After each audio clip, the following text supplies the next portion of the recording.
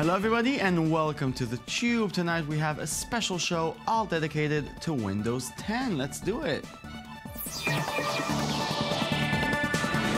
Oh, happy days! Microsoft launched its new operating system, Windows 10. After failing with Windows 8, Microsoft are trying to make a real comeback and not just to make us forget the past. So before we start and step into the future, here is a trip down Windows memory lane. Windows Vista's here, and it's not going to have any of the problems that Windows XP had. It's not going to have any of the problems that Windows ME had. It's not going to have any of the problems that Windows 98 had. It's not going to have any of the problems Windows 95 had. It's not going to have any of the problems Windows 2 had. Trust me. This time it's going to be different. After much anticipation, mostly from people who need to use Windows 8 on a daily basis, Microsoft is skipping the number 9 and goes straight to its biggest window launch to date. World, meet Windows 10. But before we get there, here's a quick stroll down memory lane. First, Windows 1. It's Windows from Microsoft! Order today! With the legendary Steve Ballmer trying to sell us the revolutionary operating system. By 1998, it was clear that Windows 3, that classic program that put a good-looking skin over MS-DOS, is going to be a big seller, and Microsoft released this ad to promote it. Windows. But by 1995, Microsoft was ready to really take over the world, get rid of the old DOS and create the first full Windows operating system, Windows 95. The launch was so huge, they had to have Jay Leno as its host. Microsoft was never good at commercials and branding. But it didn't matter. By 1995, their strategy to build an OS that can fit any PC in the world paid off. Apple's Mac was left far behind, and Windows was accepted in the hearts of men and women. Windows 98 reaffirmed Microsoft's hold on the OS market, leading to the biggest antitrust investigation ever. They were at the top of their game, despite becoming notorious for crashing, even on stage. The year 2000 marked the beginning of the downfall of the tech giant from Seattle. The fame and success got to Microsoft's head as they released the oh-so-buggy Windows ME, also known as Mistake Edition. Microsoft took only 1 year to repent and introduced the blue and beloved Windows XP. Yes, it was ugly, yes, it was still crashing now and then, but it was all we had.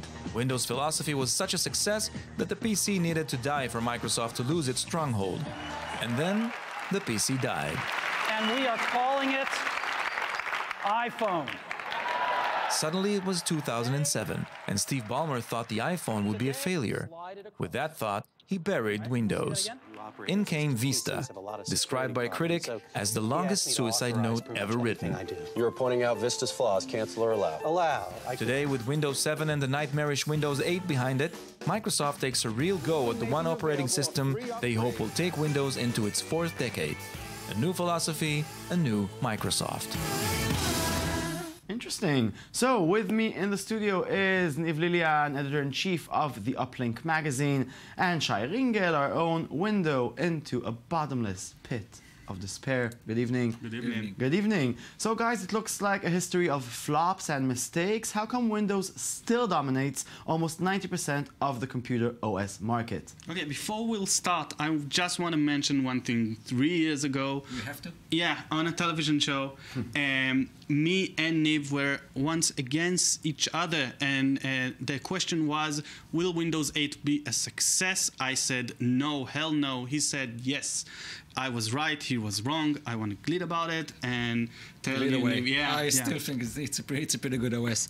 Yeah, it's a good OS, but it's a bad OS, but it is a success because there's no alternative to Windows. As weird as it sounds, 20 years have passed since Windows 95, and still no one can take the PC market. If you want a PC, you need a Microsoft product, which is Windows, and if they'll put a good product out there or a bad one, you still need a Windows on it. So Yes, that's it's that simple. It's actually more than that. You're going to get Windows on it in most cases, whether you like it or not, because the majority of the Microsoft sales is to the computer manufacturers. So whatever you get, a laptop, a new PC, whatever, you're probably going to get a Windows on it.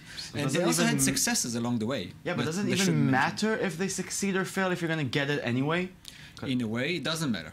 But it does, because the PC market depends on Windows. And the PC market is shrinking. A lot of it has to do with the fact that Windows had a bumpy ride for the last 10 years or so. And that bumpy ride and the fact that now there are computers everywhere, not just the PC, made Windows what it is today. And Microsoft needs this success, because I'm checking my email on my phone much more than on my PC. Okay, but we have a lot to talk about on the show, so we're going to move on. So let's talk about Windows 10 itself. It's free, yes, it has lots of features, yes, and the critics are sure loving it, but is it really that good? And can it return Microsoft to its former glory? We'll discuss all this and more right after this confident Windows 10 promo.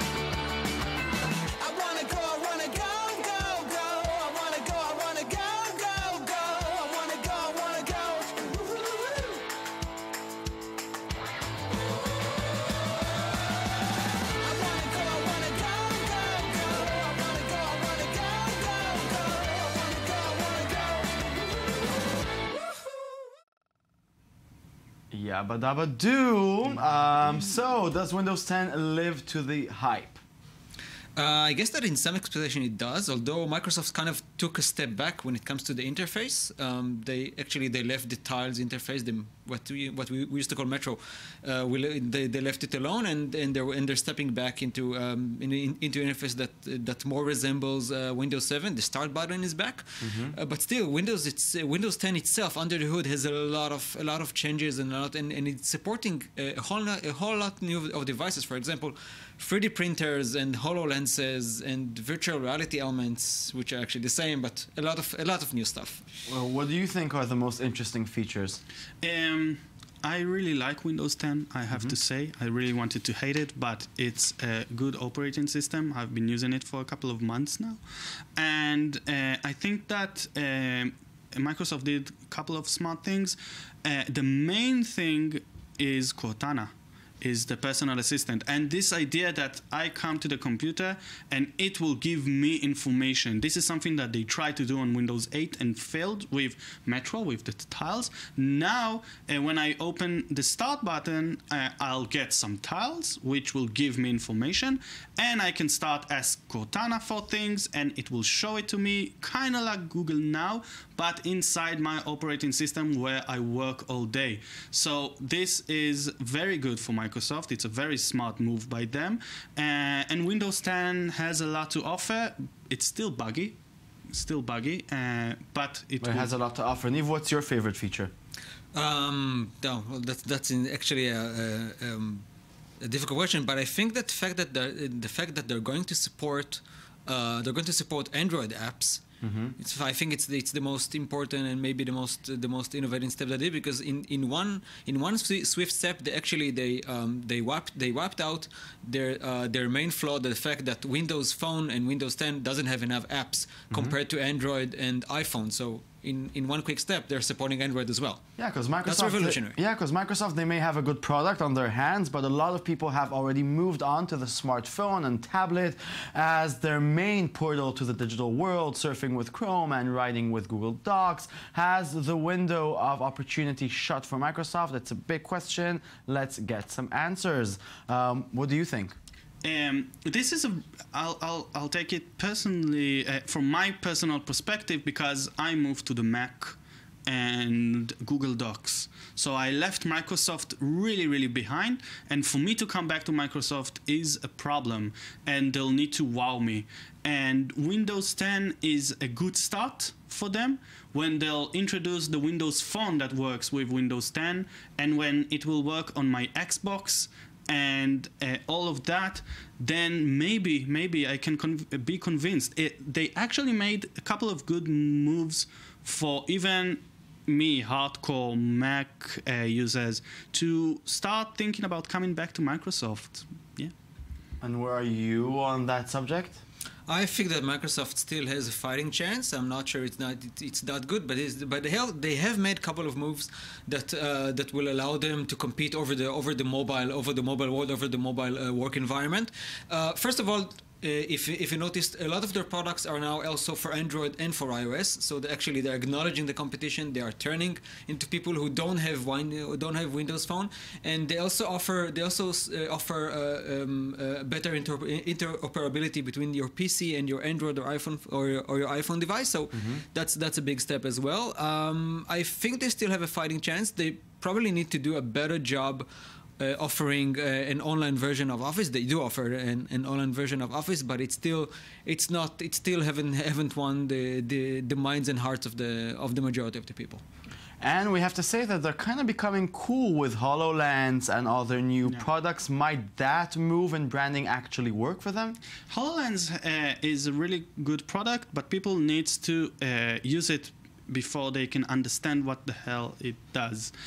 So it's a problem to be dependent on HoloLens, but the actual thought of making a new product that can change the market again, this is something that Apple did in 2007.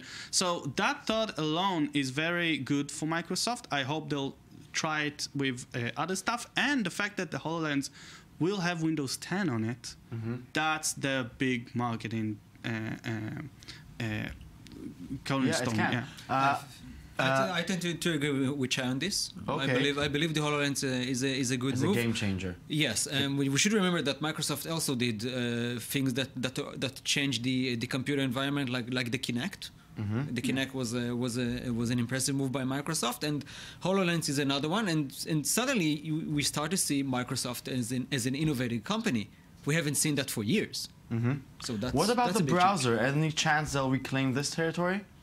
Yeah, the Edge. They started from scratch, which is good, but the Edge for now is not a very good browser. It's still a lack in features, and it's not very usable from my perspective. So, yeah, something about browsers that makes Microsoft go all different directions. I don't know. Maybe if they'll fix Edge, but for now the browser is it's a lost one. Yeah. You agree? I can see that you I agree. tend to agree. Although Microsoft are still using the same rendering engine, they use an Internet Explorer, so they haven't actually went all the way and did a completely new product. They are still using some older software components that they used to use with Explorer, and in a funny way, the thing that interrupts me is the icon. It looks too much like the old Explorer icon. They should have gone a new browser, new icon. You hear that, Microsoft? Change the icon. It's important. And that's all we have for time for today. So we'll leave you with this cute TV ad Microsoft produced for the Windows 10 launch, cause that's the new Microsoft. It's cute Microsoft. Take a look. Let's tell the world all the things we've done, falling in love in the setting sun. Imagine, these kids won't have to remember passwords or obsess about security. For them, every screen is meant to be touched, and web pages are meant to be scribbled on and shared. They'll expect their devices to listen to them and talk and sing, tell a funny joke. And as they grow and get better at things, their technology will too. They'll do things their parents never even dreamed of. Because these kids will grow up with Windows 10. The future starts now, for all of us. Get started today. Windows 10. Babies! Shai, what do you think of this campaign? That's actually a very smart campaign, because what Microsoft is saying here is, look, I know we had trouble in the past, and you don't think of me as an innovating company, but these kids will get it. They'll get what I'm trying to do here. They'll get that you need to touch the web, and they'll get that you don't need to remember passwords. They'll grow up with Windows 10. Windows 10 is the future of these kids, and that's why you still don't get what all the innovating stuff I'm trying to do here. Especially the African ones. Yeah. Yes.